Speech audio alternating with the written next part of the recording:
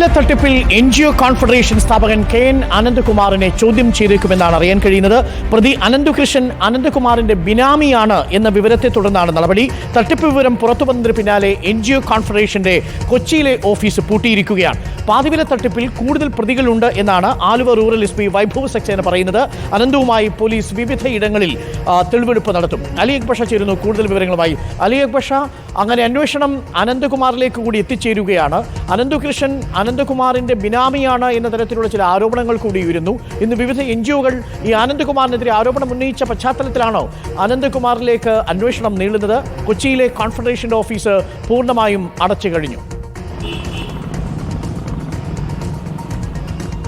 അരുൺകുമാർ, ഈ പാതിവില തട്ടിപ്പുമായി ബന്ധപ്പെട്ട അനന്തകൃഷ്ണനെതിരെ മാത്രമാണ് ആരോപണങ്ങൾ ഉയർന്നത്. പക്ഷേ ഇപ്പോൾ ഈ ആനന്ദകുമാറിനെ മുൻനിർത്തിയാണ് അനന്തകൃഷ്ണൻ തങ്ങളെ ചതിയിൽ വീഴ്ത്തിയതെന്ന് ആരോപിച്ചുകൊണ്ട് നിരവധി ആളുകൾ രംഗത്തെത്തിയ സാഹചര്യത്തിലാണ് അന്വേഷണം ആനന്ദകുമാറിലേക്ക് കൂടി നീളുന്നത്.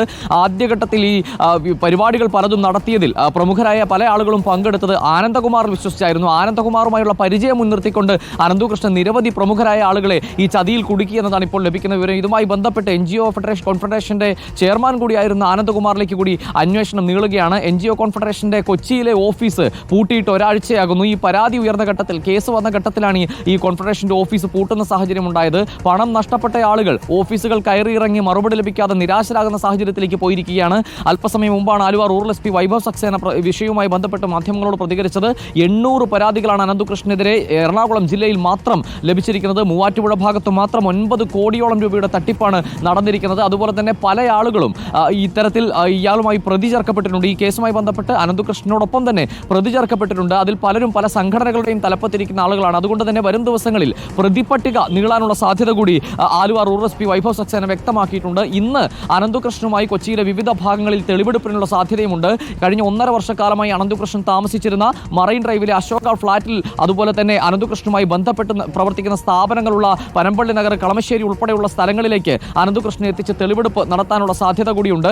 ഈ രാഷ്ട്രീയ നേതാക്കളിൽ പലരും അനന്തകൃഷ്ണനുമായി ബന്ധപ്പെട്ടിരുന്നെന്നും നിരന്തരം വന്നുപോയിരുന്നുവെന്നും പറഞ്ഞത് ഈ മറൈൻ ഡ്രൈവിൽ അനന്തകൃഷ്ണൻ കഴിഞ്ഞ 1.5 വർഷക്കാലമായി താമസിച്ചിരുന്ന ഫ്ളാറ്റിലാണ്. അവിടെ 3 ഫ്ളാറ്റുകളാണ് അനന്തകൃഷ്ണൻ ഉണ്ടായിരുന്നത്.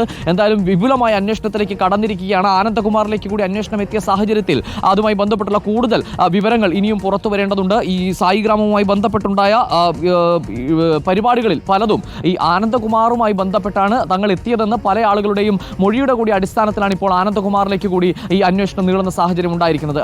Okay, thank you Ali Akbar.